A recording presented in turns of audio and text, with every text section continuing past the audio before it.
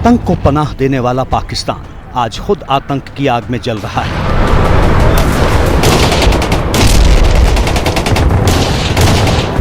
आतंकियों ने उसके मियां वाली एयरबेस को नेस्तनाबूद कर दिया है।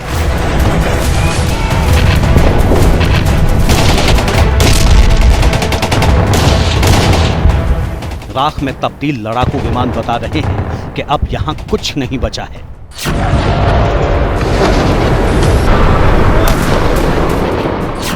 पाकिस्तान के एयरबेस पर यह हमला शनिवार तड़के उस वक्त हुआ जब चारों तरफ सन्नाटा पसरा हुआ था।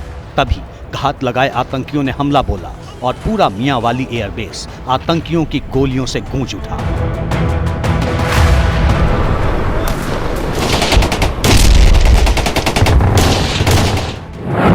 इस हमले में आतंकियों ने पाकिस्तान के 3 लड़ाकू विमान जलाकर खाक कर दिए। हालांकि घंटों की मशक्कत के बाद पाकिस्तानी सेना सभी आतंकियों को मार गिराने में सफल रही।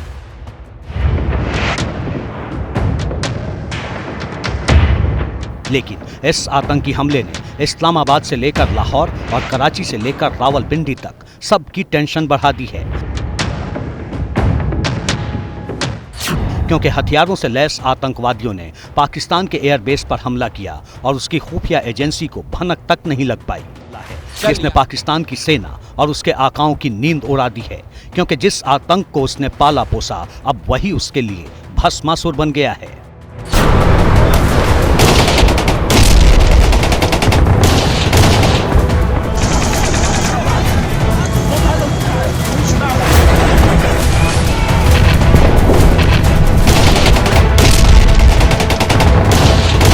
पाकिस्तान में 3 नवंबर को बलूचिस्तान और खैबर पख्तूनख्वा में अलग अलग आतंकी हमले हुए, जिसमें 17 सैनिकों की जान चली गई। एक हमला ग्वादर में हुआ जिसमें आतंकवादियों ने सुरक्षा बलों की 2 गाड़ियों को निशाना बनाया और सेना के 14 जवानों को मौत के घाट उतार दिया।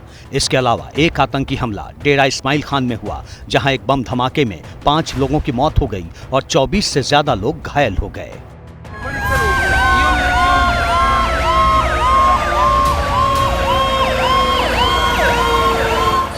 पाकिस्तान के मियां वाली एयरबेस पर हुए हमले की जिम्मेदारी तहरीक जिहाद पाकिस्तान ने ली थी, जिसने मियां वाली हमले के बाद एक पोस्टर भी जारी किया है। उसने दावा किया है कि उसने पाकिस्तान के एयरबेस और 2 अलग अलग परिसरों में घुसकर न सिर्फ वायुसेना को खत्म कर दिया है, बल्कि 40 छोटे बड़े लड़ाकू विमानों को पूरी तरह नष्ट कर दिया है।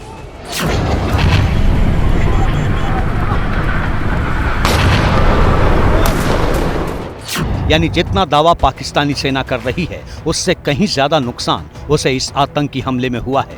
तहरीक जिहाद ने वायुसेना अधिकारियों के रेजिडेंशियल कॉम्प्लेक्स में घुसकर करीब 30 कर्मियों को मारने का भी दावा किया है। तो क्या पाकिस्तानी सेना आतंकी हमले में हुई अपनी नाकामी को छुपा रही है?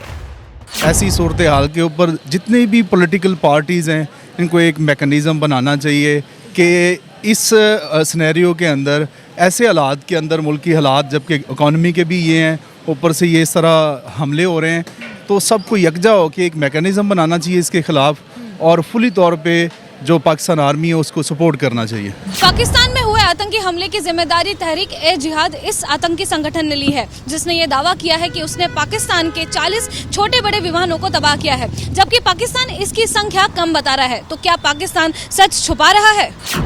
जिस तहरीक जिहाद ने इस आतंकी हमले की जिम्मेदारी ली है, वो इससे पहले चमन, बोलान, स्वात के क्षेत्र कबल और लकी मरूत में हुए हमलों की जिम्मेदारी भी ले चुका है। यानी पाकिस्तान में इस आतंकी संगठन का फैलाव तेजी से हुआ है। लेकिन आपको जानकर हैरानी होगी कि इसका इतिहास ज्यादा पुराना नहीं है। ये एक नया आतंकी संगठन है जिसने अपने गठन की घोषणा इसी साल 24 फरवरी को की थी। जानकार बताते हैं कि ये आतंकी संगठन पाकिस्तान के बलूचिस्तान और खैबर पख्तूनख्वा प्रांतों में सबसे ज्यादा सक्रिय है। इसकी स्थापना पाकिस्तान में जिहाद छेड़ने के इरादे से की गई है, जो तालिबान की तरह पाकिस्तान में शरिया कानून लागू करना चाहता है।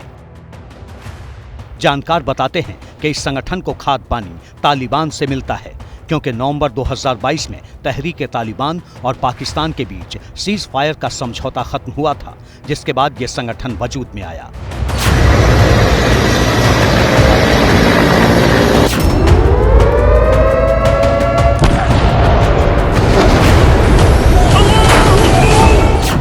तभी से पाकिस्तानी फौज पर हमले की घटनाएं बढ़ी हैं।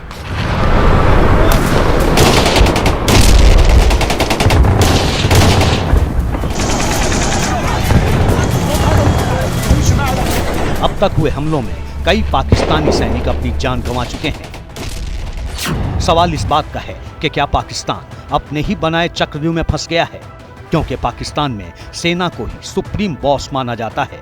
यहाँ वही होता है जो सेना चाहती है, लेकिन अगर सेना पर ही हमला होने लगे तो सवाल लाजमी हो जाता है, क्या पाकिस्तान के लिए अपनी लगाई आतंक की फैक्ट्री को हैंडल करना मुश्किल हो रहा है?